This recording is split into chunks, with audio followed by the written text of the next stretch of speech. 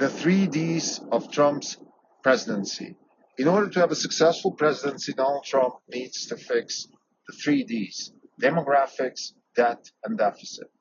Those are the big three items that, if fixed, would mean that he has a very successful presidency. And if not fixed, then not just will he not have a successful presidency, but that would be also a very bad omen for the future. This is not even a podcast. It's June 10, 2025. This is Grimdelco. For the day, the fund is up 4.6%. The market is up 60 basis points for the year. We are down 16.1%. The market is up 2.7%. We're underperforming by 18.8%. So the 3Ds of Trump's presidency, the big 3Ds: debt, deficit, and demographics. Let me explain why that matters. Before I go there, I just want to point out for new listeners, this is not a political podcast. So if you want to have political opinions, if you want to understand whether we are on the right or left side of the spectrum of politics, if you care about what we think about, men in women's sports, or what we think about immigration, or what we think about other topics, that's not the podcast you want to listen to. The purpose of this podcast is to give people a sense for what it feels like to run a hedge fund. So it's in our interest as guardians of capital that we have a stable political situation. That's one of the axioms of our investment strategy. So we don't invest. We're not black swan investors. We're not gold hodlers.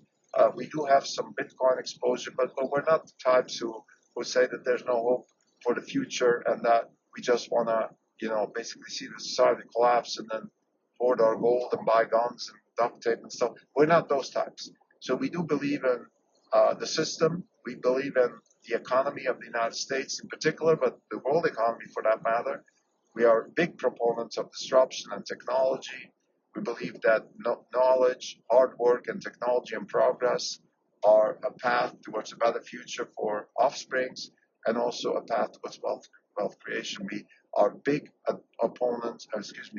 proponents of David Deutsch's idea of wealth, which is all possible forms of transformations, which is what we're trying to strive with technological disruption. So having said that now, that's why we care about politics.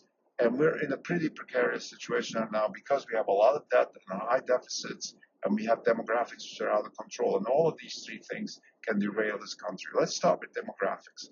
So what do we mean with demographics? What we mean with demographics is basically what illegal immigration means today. Illegal immigration, just to be clear, is we don't have a problem with Hispanics or Chinese people or whoever comes to this country. But it has to be according to the law of the land. And here's why. Because if you don't do that, you suffer the tragedy of the commons. And that, therefore, everybody will be hurt. Nobody's better off with the tragedy of the commons. And that's exactly what we're dealing with if we have uncontrolled immigration with illegal immigrants populating our big cities, which is another tragic thing, because big cities are magnets for young people, and young people have a lot of reasons to live in big cities. The main reason being mating. I think cities are also sanctuaries for minorities, such as homosexuals, and even women. Women are much more comfortable in big cities for some reason. I mean, that's a social thing, but I would say, having lived in big cities for most of my life, I can attest to that. There's art scene is there. A lot of people that are maybe not as comfortable with the status quo prefer to live in big cities. So big cities are a good thing. But if we populate them with illegal immigration, if we let the tragedy of the commons spill over into our big cities, then we destroy the quality of life there. And therefore, that's a very big negative. So that's just one aspect of why the demographics is so important. The other aspect is that we have a political gamesmanship here, which is that certain party affiliates, particularly on the Democratic side, they do allow for illegal immigration because it increases their chance to win local and federal elections. and that, of course, is cheating. That's not okay. We should have legal immigration. There's nothing wrong with that. The same way I came to this country, my partner Tobinar came to this country through school and legal visas. We can change the law. If we want to have more Hispanics in this country, we can change the law and give them priority. Or if we want to have less Hispanics, we can have a law which gives them, puts more hurdles into their immigration. It's up to us to decide. But having illegal immigration just means that we let other forces decide, usually more obscure forces, corrupt forces, and that's not good for anybody. So Trump needs to fix demographics. The way he can fix that is by, number one, deporting people who shouldn't be here, and more importantly also sanctioning that illegal immigrants cannot work here, cannot get real estate, cannot live. So if a landlord rents a place to an illegal immigrant, they should be punished. If a company gives a job to an illegal immigrant, they should be punished. If companies need a temporary workforce, maybe in agriculture, they can apply for a permit and hire people and then also send them back when they're not needed anymore. That's how, let's say, Switzerland deals with it. They have temporary visas for people, and that's how it should be done here. So demographics, incredibly important, and it's being fixed to some extent. So I don't want to say, by the way, when I say these things here, that doesn't mean that they're not doing it, but those are the three big things. So the second one is the deficit. Now, why is having a deficit a bad thing? I think it's common sense, right? You cannot spend more than you make. It sends a very bad signal to the financial markets, but also to the own population, right? If the government is profligate, then why shouldn't we be? Like, why should we take care of our household, raise our kids properly, teach them the right values when our government is basically squandering money left and right, fostering corruption, and not delivering on the services that they should be delivering? We are in competition with China. We're in competition with Russia. We're in competition with other forces, sometimes evil, sometimes not so evil, but we are in competition. And we cannot afford to undermine our own situation. We need to make sure that we have a good infrastructure. We need to make sure that our education system is intact. We need to make sure that our patent laws are intact.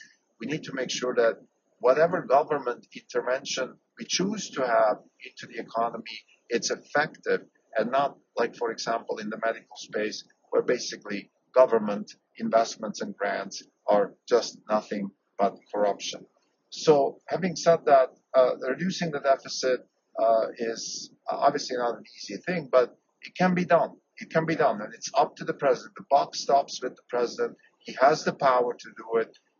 He should do it. There are ways to do it without causing a depression, without causing an economic slowdown. There are lots of ways to do this, and certainly not just like the bill that is proposed now to the Senate is actually expanding the deficit, and that's certainly not the way to go. The third thing, and the most important thing in the end, is the debt. We have too much debt, more than 1 time GDP. Debt is a bad thing, particularly when it's very high. It destroys families, it destroys countries. We've seen it on and on again. There's no reason whatsoever that the US should be isolated from that. Whether we have a reserve currency or not doesn't matter.